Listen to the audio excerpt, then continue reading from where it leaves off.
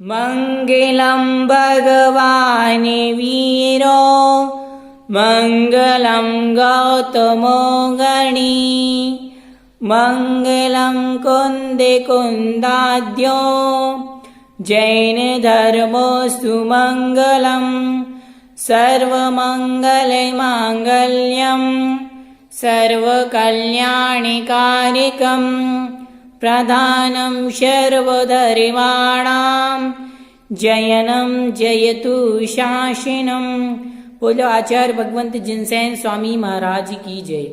आचार्य भगवंत जिनसेन स्वामी महाराज द्वारा रचित श्री आदि पुराण जी ग्रंथ भाग 2 का हम स्वाध्याय कर रहे हैं, जो 12 वर्षीय पाठ्यक्रम के अंतर्गत है।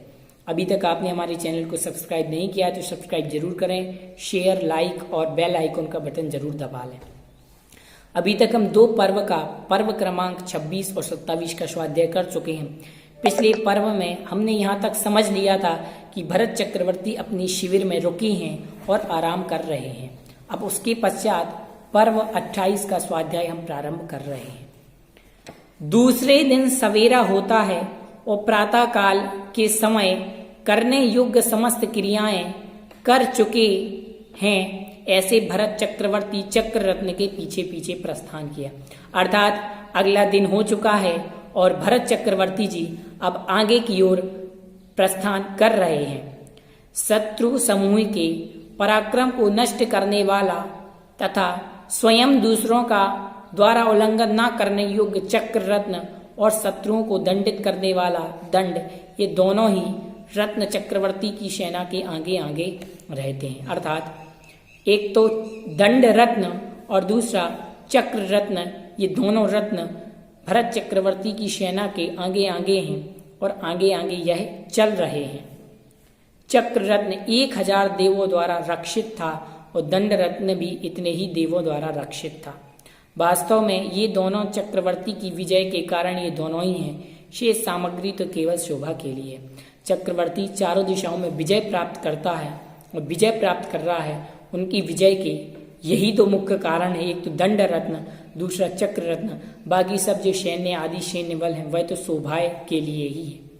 अब की बार चक्रवर्ती जिसका शरीर विजयाद पर्वत के साथ स्पर्धा कर रहा है, ऐसे विजयाद पर्वत के नाम पूजनीय हाथी पर सवार होकर प्रस्थान किया था। अर्थात कह रहे हैं विजय पर्वत नामक पूज्य हाथी पर सवार होकर, जिस हाथी का नाम विजय पर्वत था उसके ऊपर सवार होकर प्रस्थान किया था।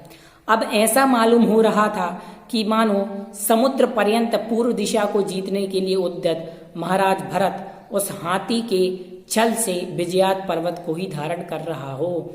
मानो चारों दिशाओं को जीतने के लिए भरत चक्रवर्ती ऐसे प्रतीत हो रहे हैं कि जिस हाथी पर बैठे हैं वह मानो हाथी विजयार्ध पर्वत ही हो। जिस प्रकार दैदीप्यमान मुकुट को धारण करने वाला इंद्र ऐरावत हाथी पर सुशोभित होता है, उसी प्रकार मान मुकुट को धारण करने वाला भरत शरद ऋतु के बादलों के समान सफेद और देवों द्वारा दिए उस विजय पर्वत हाथी पर चढ़ा हुआ सुशोभित हो रहा है। कह रहे हैं जैसा इंद्र का ऐरावत हाथी होता है, इंद्र ऐरावत हाथी पर चलता है, और जैसे इंद्र उस ऐरावत हाथी पर सुशोभित होता है, वैसे ही यह जो भरत चक्रवर्ती हैं यह उस विजय पर्वत नामक हाथी पर शोभायमान हो रहे हैं। भरतेश्वर के ऊपर लगा हुआ सफेद छत्र ऐसी शोभा कर रहा है मानो छत्र के बहाने उसकी यश की कीर्ति हो। भरत चक्रवर्ती के सिर पर मस्तक पर छत्र लगा है और वह छत्र ऐसे शोभा को लग रहा है कि जैसो साक्षात भरत चक्रवर्ती की वह यश कीर्ति को गा रहा हो, यश कीर्ति को बढ़ा रहा हो। लक्ष्मी के हास्य के समान निर्मल और शरद ऋतु की चांदनी के समान संताप को नष्ट करने वाली चमरों की पंक्तियां भरत चक्रवर्ती के चारों ओर ढोली जा रही। ऐसी चमर जो चारों तरफ शोभा को, कीर्ति को, यश गाथा को गा रहे हैं, वो चारों तरफ चमर भरत चक्रवर्ती के डुराए जा रहे हैं। विजय नाम के हाथी पर आरूढ़ हुए विजय प्राप्त करने वाले प्रकाशमान अस्त्रों से दैदीप्यमान भरतेश्वर जय लक्ष्मी के कटाक्षों के लक्ष्य बढ़ रहे हैं। उनकी ओर विजय लक्ष्मी अर्थात विजय रूपी लक्ष्मी भरत चक्रवर्ती की ओर देख रही है। क्यों? क्योंकि उनके पास एक तो दंड रत्न है और चक्र रत्न, ये दोनों ही उनकी विजय के महत्वपूर्ण कारण है। जिस प्रकार देवलोग इंद्र के पीछे पीछे चलते हैं, उसी प्रकार हजारों मुकुट बड़े बड़े राजा लोग भरत चक्रवर्ती भरत महाराज के पीछे चल रहे हैं।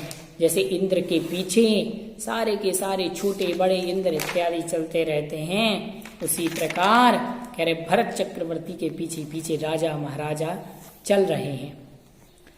अब बहुत दूर जाना है और समुद्र के समीप ही ठहरना है, इसलिए जल्दी करो जल्दी करो। इस प्रकार सेनापति लोग सैनिकों को उठा रहे हैं, अर्थात सेनापति क्या कर रहे हैं, सैनिकों को जल्दी जल्दी उठा रहे हैं कि जल्दी करो जल्दी करो जल्दी करो, अरे जल्दी करो, महाराज प्रस्थान कर गए, आज का पड़ाव बहुत दूर है। सेनापतियों के वचन से सेना शोभित हो रही है, अर्थात महाराज ने तो प्रस्थान कर दिया है, लेकिन सेना अभी भी सो रही थी, तो सेनापति उनको जगा रहा है, जल्दी करो जल्दी करो, महाराज ने प्रस्थान कर दिया है, आज का पड़ाव तो बहुत दूर है, आज समुद्र तक चलना है, गंगा के द्वार पर ठहरना है, जहां पर गंगा नदी का द्वार है वहीं पर ठहरना है। आज ही समुद्र को उल्लंघन करके मगध देव को वश में करना है। आज हम लोग जिससे ऊंची ऊंची लहरें उठ रही हैं, ऐसे समुद्र को देखेंगे और आज ही समुद्र को उल्लंघन करने के लिए महाराज की मुहर सहित आज्ञा है। महाराज ने आज्ञा दे दी है कि आज समुद्र के पार जाना है। इसी प्रकार परस्पर में वार्तालाप करते हुए सैनिकों ने प्रस्थान किया। उस समय प्रयाण काल में बजने वाले नगाड़े उठे और शब्द ने आकाश में शब्दायमान कर दिया, गुंजायमान कर दिया। तदनंतर जिसका शब्द सब ओर फैल रहा है, ऐसी सेना गंगा नदी के किनारे लंबी होकर के चलने लगी, मानो उसकी लंबाई का माप कर रही हो, अर्थात गंगा नदी के किनारे किनारे सेना चलने लगी। वह सेना ठीक गंगा नदी का अनुकरण कर रही है, क्योंकि जिस प्रकार गंगा नदी में हंस चलते हैं, उसी प्रकार सेना में चमर डुलाए जा रहे हैं। जिस प्रकार गंगा में बगुले उड़ा करते हैं, उसी प्रकार सेना में ध्वजाएं फहराई जा रही हैं। जिस प्रकार गंगा में अनेक तरंगे उठी हैं, उसी प्रकार सेना में अनेक घोड़े क्या कर रहे हैं, उछल रहे हैं। गंगा और सेना की कंपेयर की जा रही है।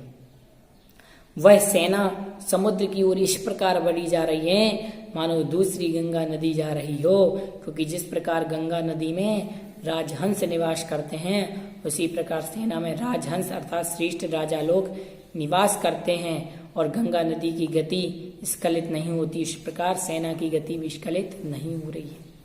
प्रश्न बन सकता है, गंगा नदी का और सेना का तुलना कीजिए। ठीक है, गंगा नदी की तुलना किससे की गई? उस सेना ने गंगा नदी को जीत लिया और गंगा नदी विपरीत अर्थात उल्टी प्रवृत्ति करने वाली थी, परंतु सेना विपरीत नहीं थी, अर्थात सदा चक्रवर्ती के अनुसार ही कार्य करती थी, परंतु सेना के विरुद्ध। सेना गंगा नदी निम्नगा अर्थात नीच पुरुषों को प्राप्त होने लगी, परंतु सेना उसके विरुद्ध उन्नतगा अर्थात उन्नत पुरुष चक्रवर्ती को प्राप्त होने वाली। इसी प्रकार विमार्ग अर्थात 3 मार्गों से, त्रिमार्ग अर्थात 3 मार्गों से, परंतु 3 मार्गों को करने वाली है और सेना भी अनेक मार्गों को करने वाली है। गंगा नदी के किनारे जाती हुई सेना अपनी फहराती हुई ध्वजाओं से ऐसी जान पड़ रही है मानो वन की धूली से भरे हुए आकाश के आंगन को ध्वजाओं के वस्त्रों से समाप्त कर रही है। तो इस प्रकार गंगा नदी का वर्णन चल रहा है। गंगा नदी के स्वरूप का वर्णन चल रहा है कि गंगा नदी किस प्रकार से शोभायमान हो रही है और सेना किस प्रकार से शोभायमान हो रही है। सेना में चमर डुल रहे हैं, सेना में ध्वजाएं लहरा रही हैं और वह ध्वजाएं विजय यात्रा का प्रतीक है। जिस प्रकार जो गंगा नदी है वह कहीं रुकती नहीं है, उस प्रकार वह सेना भी नहीं रुक रही है। जिस प्रकार जो गंगा नदी है उसका सौंदर्य चारों ओर दिखाई दे रहा है, उसी प्रकार से गंगा नदी का भी सौंदर्य दिखाई दे रहा है। इस प्रकार से यहाँ तक हमने 20 श्लोकों का स्वाध्याय कर लिया है। इसके पश्चात अगली वीडियो में करेंगे। तब तक सभी को जय जिनेन्द्र। भव्योदय चैनल को सब्सक्राइब जरूर कीजिए।